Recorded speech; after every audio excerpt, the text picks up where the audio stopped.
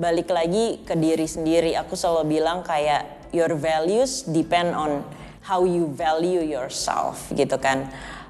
Jadi memang pesannya balik lagi invest in yourself. Karena kadang-kadang kita juga lupa bahwa modal terbesar kita tuh diri kita sendiri.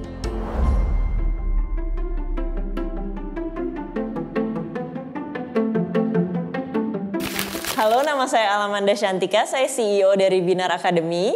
Nama aku Fitriana Fajrin, usia 30 tahun sekarang. Pekerjaan DevOps SRE Team Lead di salah satu startup company di Hungary. Halo, aku Arfiana Maulina Fatimah, panggil aku Arfi aja.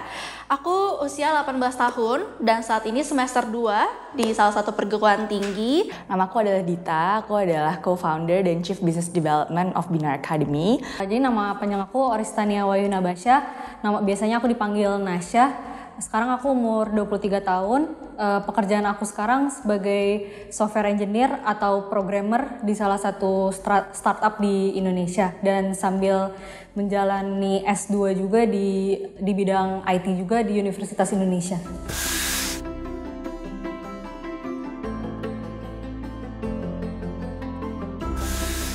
Tanggapan keluarga sih sebenarnya sejak awal kuliah sebenarnya agak kurang mendukung kan, karena aku lahir dan besar itu dari daerah kebetulan yang mana di lingkungan Jawa itu kan masih kental sekali kan tentang pemikiran bahwa PNS atau menjadi guru itu sesuatu yang lebih punya nilai lah ya. Jadi kayak dari awal memang agak cukup lumayan ditentang dari orang tua karena mereka pengennya ya udah kamu kan perempuan gitu, ya kamu jadi guru atau kalau enggak jadi PNS aja gitu. Mendukung banget apapun pilihan aku, apalagi di pendidikan gitu ya khususnya. Apalagi waktu SMA itu karena aku pun masih bingung sebenarnya waktu SMA tuh mau ngambil karir PLT apa. Tapi karena waktu itu aku ngerasa aku suka matematika, jadi makanya aku ngambil IPA dan pas mau nentuin kuliah pun itu aku berunding bareng-bareng sama mamaku. Itu yang aku syukurin sih sampai sekarang. Ya biasanya mereka selalu bilang kamu tough sekali ya. Karena selalu bekerja di kebanyakan laki-laki gitu, dan dari beberapa pengalaman semasa berpindah perusahaan juga itu selalu kalau nggak jadi single fighter ya jadi cewek satu-satunya.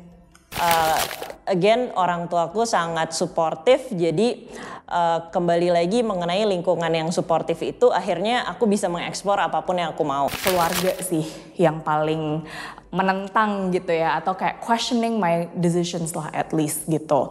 Oke, tanggapan keluarga aku senang banget sih punya keluarga yang suportif walaupun kondisi perekonomiannya kurang memadai. My late father was probably the person that was challenging me the most. Sampai sekarang orang tua aku sendiri nggak tahu aku kerjanya ngapain. Jadi tiap kali ditanyain, kamu sebenarnya kerjanya ngapain gitu? Ya IT gitu. Kalau ditanyain IT-nya ngapain, aku susah ngejelasin mah.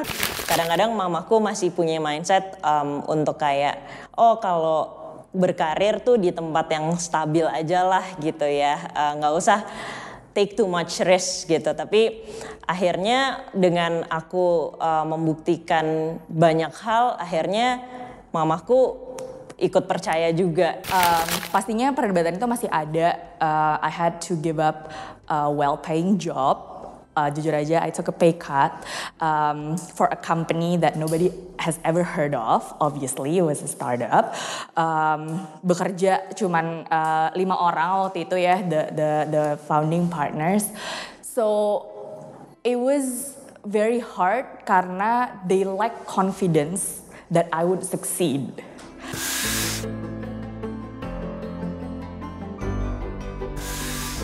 Cita-cita aku di awal pengen jadi astronot. Cita-cita aku adalah I wanted to make high quality education affordable. Aku nggak pernah muluk-muluk sih untuk urusan cita-cita karena ya aku bisa menjalani apa yang aku inginkan Terus aku bisa berguna at least untuk diriku sendiri gitu. Terus untuk orang-orang terdekat itu udah cukup. Jadi nggak terlalu muluk-muluk sih untuk cita-cita. Dulu itu sebenarnya aku pengen jadi guru memang dari dulu. Jadi waktu aku pas lagi SMP gitu ya, itu aku pengen jadi guru, terus aku pengen jadi dosen, pengen jadi guru besar, abis itu jadi menteri pendidikan. Ceritanya kan kalau orang di pendidikan kurang lebih path-nya seperti itu gitu kan. Sebenarnya kalau cita-cita dari kecil sampai SMA pun passion aku sebenarnya pengen banget jadi fashion designer dulu. Oke, masih pengen jadi menteri pendidikan? Pertanyaan yang bagus. Itu agak-agak sudah berubah sebenarnya sekarang, karena dulu kan waktu kecil aku mikirnya kayak ya satu-satunya jalan untuk bisa kayak mereformasi sistem pendidikan di Indonesia tuh menjadi menteri gitu ya, pikiran anak kecil gitu kan. Tapi sekarang kayak dengan aku membuat Binar dan ada di Binar aja, aku rasa aku bisa memberikan impact yang kurang lebih sama seperti itu gitu sebenarnya.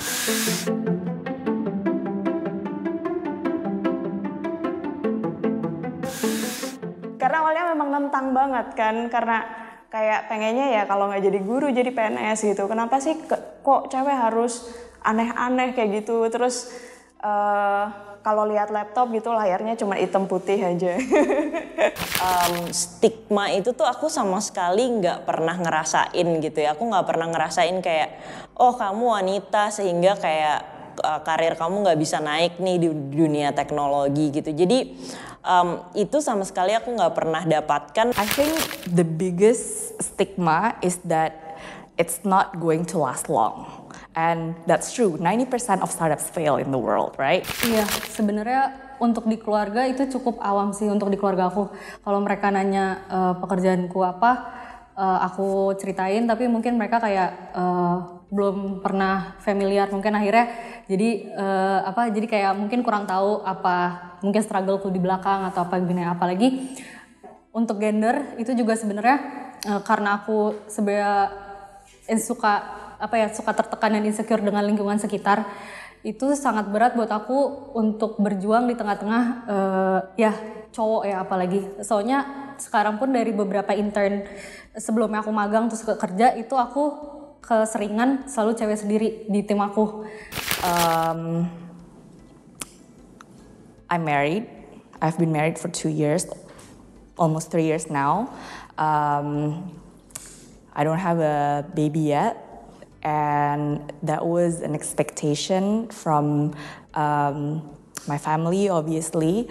And their thought is that, oh, you work too hard, you work for too long. That's why you don't have time to take care of your family. Ini beneran nih kita nggak hire DevOps cewek gitu. Biasanya kayak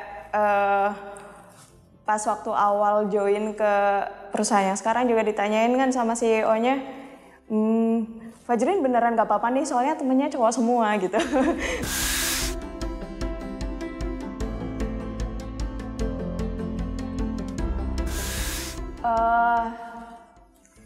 Mungkin lebih ke yakin aja dulu sih. Jadi kalau misalkan memang punya satu cita-cita yang mungkin itu banyakan ranah cowok gitu, ya percaya diri dulu aja gitu. Kalau memang passion ya udah dijalanin. Segalanya itu pasti ada jalan kalau kita berusaha sih. Kalau ada relasi atau misalnya ada teman yang dikenal itu kita bisa belajar juga dari mereka. I think you have to believe in yourself. You have to really believe in the purpose of what you're doing, and you have to stick by that karena itu yang akan menjadi fondasi for you to keep going and to ignore all the noises around you gitu ya. Pesan-pesan ya, lebih kepada itu tadi sih ya, mungkin kayak balik lagi ke diri sendiri. Aku selalu bilang kayak your values depend on how you value yourself gitu kan.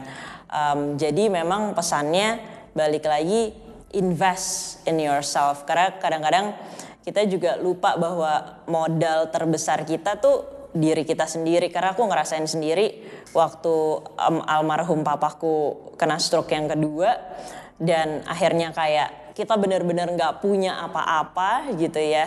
Yang aku punya tuh cuman diriku doang gitu, sampai akhirnya kayak aku ngajar anak-anak SD, SMP, SMA, private gitu kan. Dan di situ aku sadar banget bahwa kayak oh iya ya, badan gue ini dan otak gue ini adalah modal satu-satunya gue untuk hidup. Kalau untuk memilih karir pet ya, di tengah-tengah stigma menurut aku gas aja sih. Karena hidup aku tuh penuh dengan nekat, jujur aja.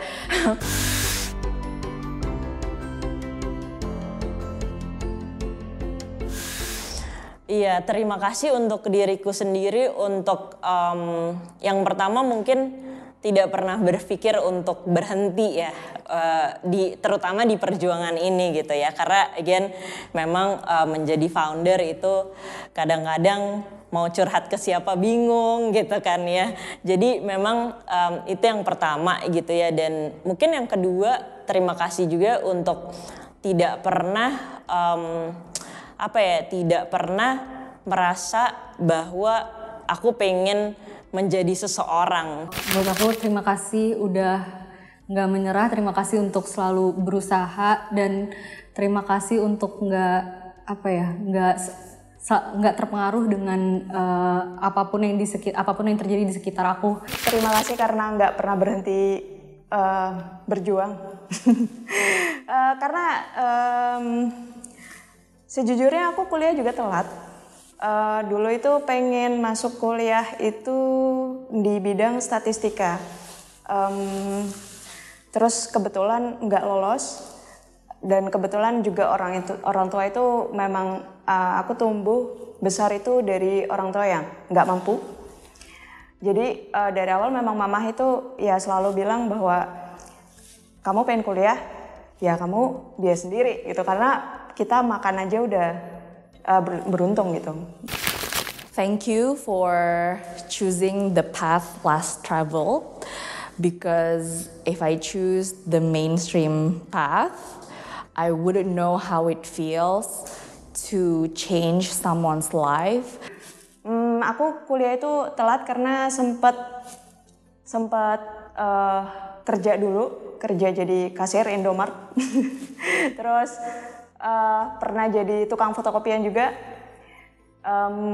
Terus baru akhirnya memutuskan untuk kuliah. Di tengah-tengah kesulitan itu,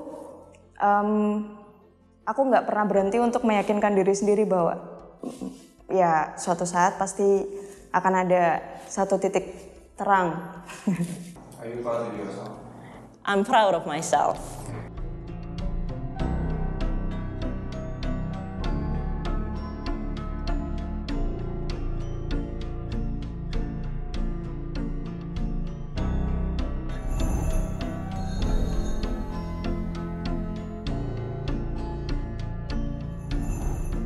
Halo semuanya, terima kasih sudah menonton video kami.